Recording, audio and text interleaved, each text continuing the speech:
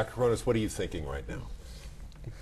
Well, I'm thinking that wherever we've been and wherever we go, it's going to cost money. And as long as we assess the cost so that we know what we're dealing with, that's fine. But if we stay away from a benefit because we can't tolerate the cost, we're making big mistakes. And that's why talks about money always worry me. It's fine if they stimulate positive activity in the direction of better human life. But if we do it just to save money, we're in trouble. And that's the main trouble with today's total health care system that we're trying to avoid. We made a business out of it. Now, I think the money is a good tool to engineer improvement, but that's it.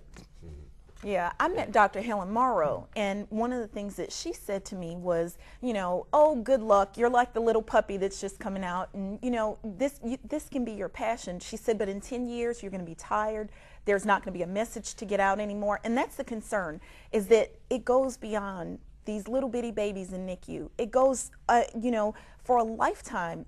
Anyone who's spent time in NICU, anyone who's been on a ventilator, you look at what their quality of life is like in 30 years.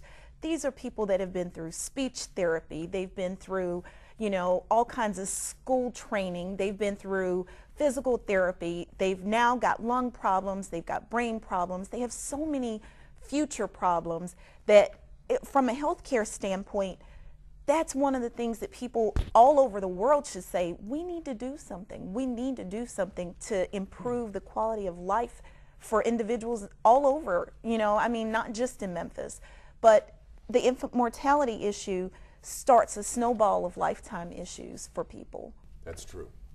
As you've heard from our panel of experts here today, education and prenatal care are critical to attack the problem of infant mortality. Let's check in now with reporter Lorene Cachola for a look at how some in our community are getting involved in programs to make sure the message is getting out. Hi, my name is Darnisha. I'm 17. This is my first baby. Class is in session for these young moms-to-be. They're learning the ABCs of pregnancy through a course called Centering Pregnancy.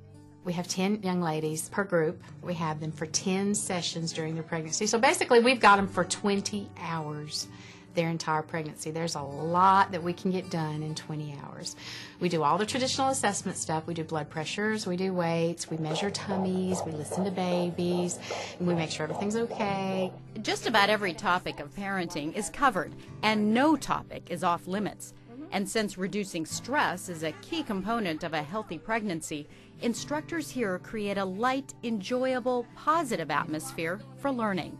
We talk, we laugh, we play games. We are a team, and that's what I always tell them. You're not alone, you know. It's a tremendous amount of sharing and bonding. Alicia Tomlinson is one of the volunteers lending a helping hand. She became involved with Centering Pregnancy when she became pregnant with her third child, little Jacoby here. But today's session is a little different and hits pretty close to home for Alicia. With the 17-year-old mother-to-be in this group, Alicia can't help but see herself sitting there. It's because I was 17, my first pregnancy. I mean, I was a kid, I was 17.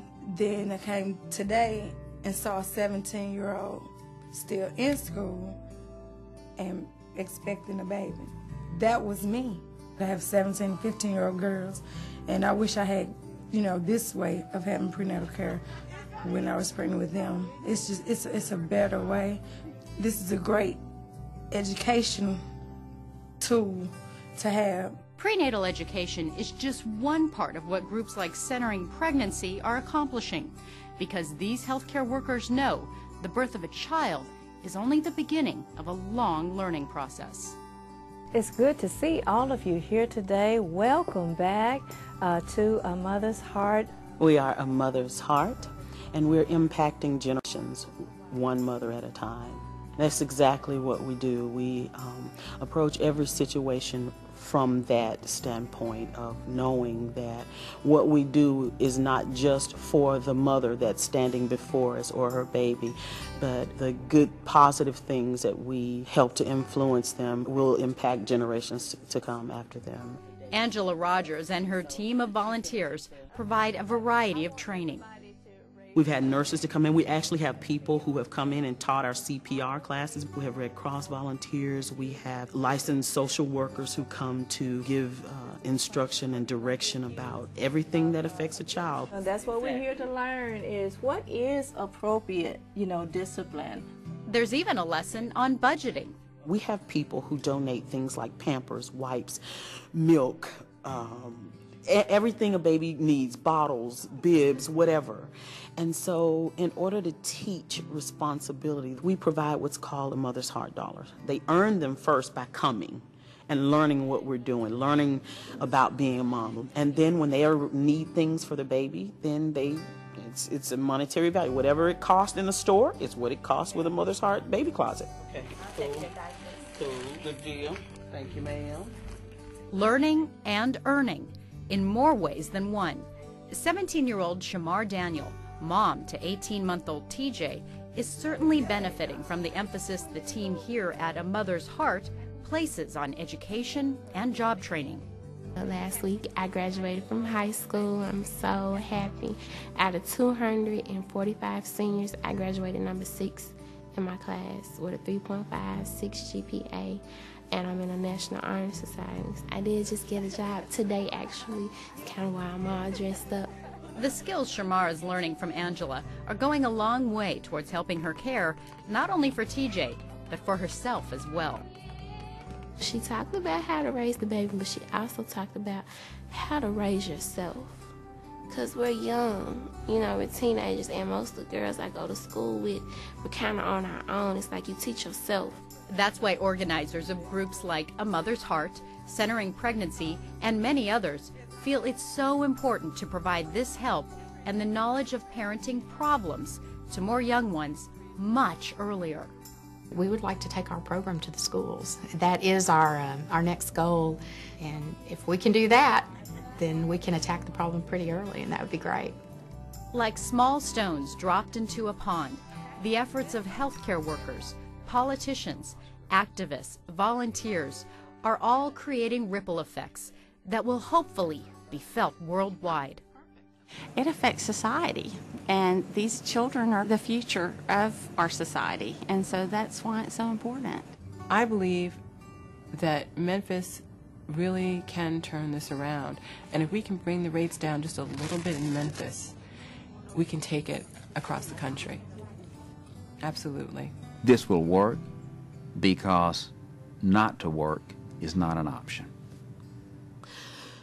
Yeah, we're making a difference, one mom at a time. They've graduated from high school at the top of their class. They've learned how to carry themselves in the workplace, and these girls are amazing. Yeah, it's going to work. We're going to have healthy moms. We're going to have healthy babies.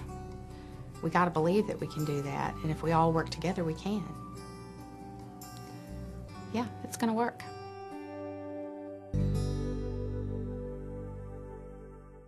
And we are rejoined on our panel here by Antoinette Holman, the Infant Mortality Reduction Coordinator for Shelby County. And thank you once again for joining us, Antoinette. And let me ask you a question. Watching that story, A Mother's Heart program, and the discussion about some of the other programs to help improve the numbers we're seeing in infant mortality, and the effort that there is a hope to move this kind of a program into schools, do you think that sends a mixed message? On one hand, you have those who want to see the infant mortality numbers changed, and obviously these people are passionate in that story we just saw about their mission, and certainly we want to applaud that. But on the other hand, isn't it a concern to have this kind of a program in a city school system where there are so many teen pregnancies and so many young people get shackled to poverty as a result of young pregnancies?